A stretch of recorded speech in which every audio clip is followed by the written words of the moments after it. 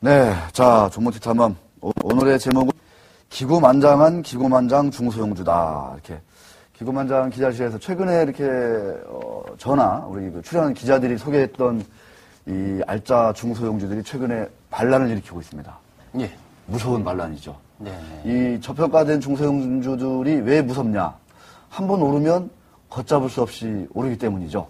네, 예. 말리지 못합니다. 네. 그런 게 있죠. 예. 강경래 기자가 얘기한 것도 뭐 툭하면 건드리면 막 30%, 50%.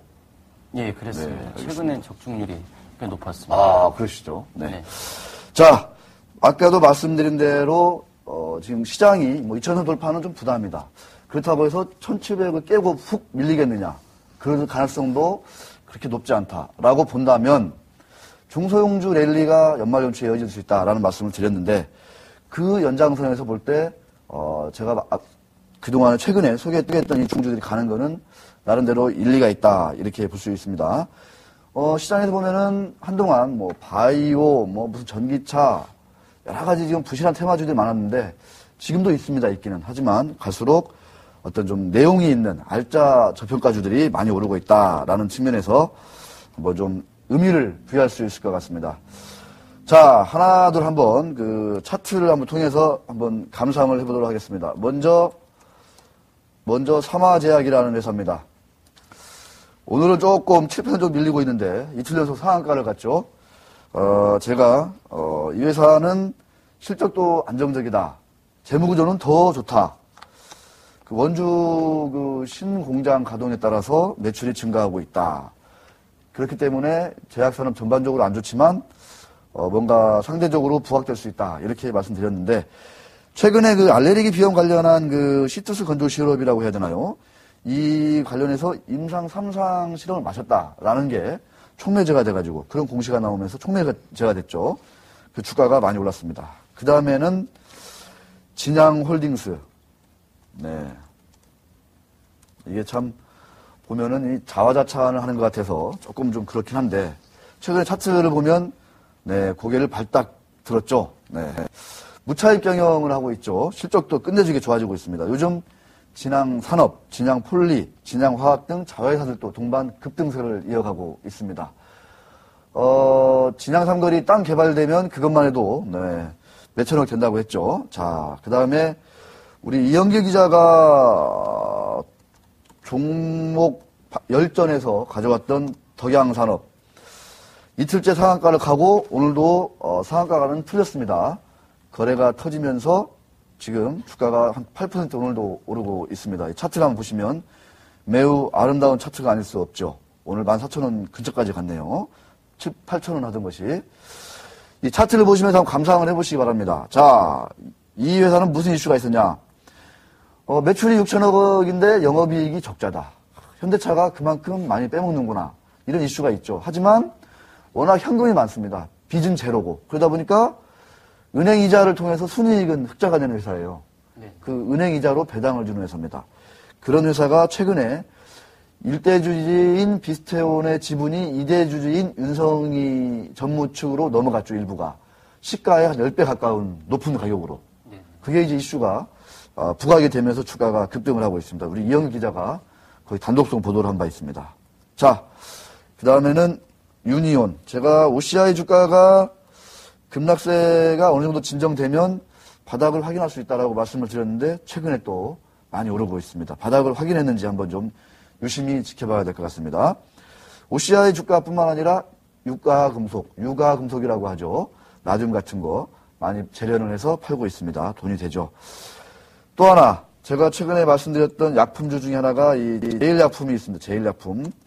최근에 주가가 다시 조금씩 움직이는 듯한 모습을 보이고 있는데 자본금에 비해서 월등한 매출액, 영업이익, 그다음에 아주 풍부한 이익, 잉여금, 언제든지 무상증자 같은 거를 할 수 있는 탄탄한 재무구조를 가지고 있는 제약주다라고 제가 말씀을 드렸습니다.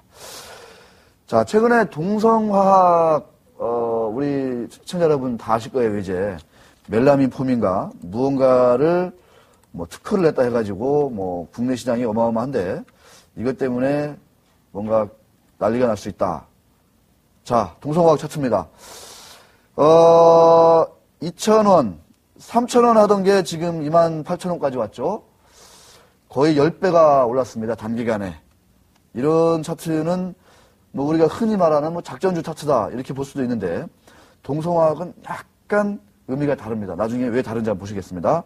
그 지분을 많이 가지고 있는 동성홀딩스. 제가 볼 때는 지난번에 방송 때 동성화학이 7, 8일째 상한가 가는데 오히려 동성홀딩스가 더 매력 있지 않겠냐 했더니 상한가를 가기도 했었는데 오늘은 그 동성홀딩스의 경우는 계열사 임원이 주식을 팔았다는 소식에 약세를 보이고 있습니다. 주가가 올랐는데 임원이 주식을 판다. 상당히 긍정적인 소식입니다. 주가가 계속 오르는데 임원들이 전혀 주식을 안 팔아요. 이거 냄새가 있습니다. 분명히. 그런 거는 뭔가 짜고 치는 고수도 냄새가 나는 거죠. 그런데 계열사 임원이 판다는 거예요. 이거는 뭔가 짜지 않았다라는 거를 우리가 간접적으로 알 수가 있습니다. 자, 표 두 개를 통해서 왜 이 저평가준 중소형주의 랠리가 무서운지 한번 보겠습니다. 먼저 첫 번째 표 내려주시죠. 우리 강현애 기자를 한번 보겠습니다. 최근에 주가가 많이 올랐습니다. 이 동성화학 10배 올랐어요. 예. 그런데 시가총액이 1,000원이 됐다는 얘기는 오르기 전에는 100억대였어요. 100억대. 그러니까 시장 가치가 100억이었는데 이 회사의 순자산 가치가 500억이 됐던 거예요. 그러니까 PBR이 0.2배. 네. 이런 회사가 10배가 되니까 PBR이 2배가 되는 거잖아요. 네. 그러니까 10배가 됐음에도 불구하고 PBR이 2배가 되는 거죠. 이익이 나는 회사입니다. 그러니까 물론 지금은 이제 고평가 구간으로 진입을 한 거죠. 누군가 바닥에서 매집했다면 10배 버는 거예요. 그러니까. 네. 그런 거를 시사합니다. 그러니까 PBR 0.2배짜리가 한번 오르면 무섭다는 거죠. PBR이 1배만 돼도 5배가 되는 거고 2배가 되면 10배가 되는 거예요. 네. 동성홀딩스 제가 더 한번 유심히 봐야 된다고 말씀드렸는데 최근에 주가가 동성홀딩스는 보니까 한 2배 정도가 올랐네요. 2배가 올랐습니다. 그럼에도 불구하고 PBR은 0.5.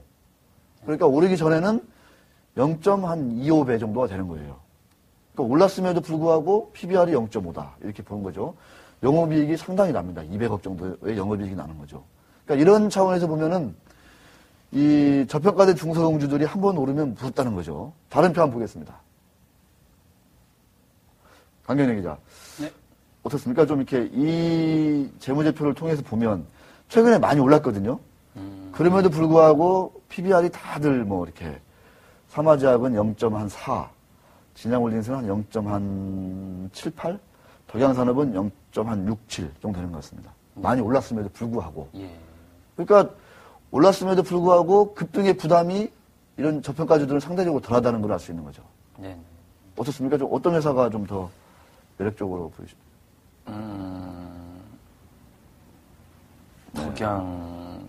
덕양인가요? 덕양은 매출액이 끝내주는데 네, 수익, 이익률이 네. 좀 너무 떨어지죠. 이 순이익은 이게 은행이자예요. 은행이자 다 이게. 네. 어마어마한 현금을 가지고 있기 때문에 가능한 거고. 진양홀딩스가 상당히 좀 매력적으로 보이죠. 이 지주회사이기 때문에 매출액은 적지만 계열사들이 워낙 여기서 잘 나가고 있기 때문에 네. 이익이 이렇게 많이 나는 겁니다. 네. 그럼에도 불구하고 아직도 PBR이 0.1배가 안 되는 상황인 거죠. 한번 반란을 일으키면 아주 무섭다는 것을 말씀을 드리면서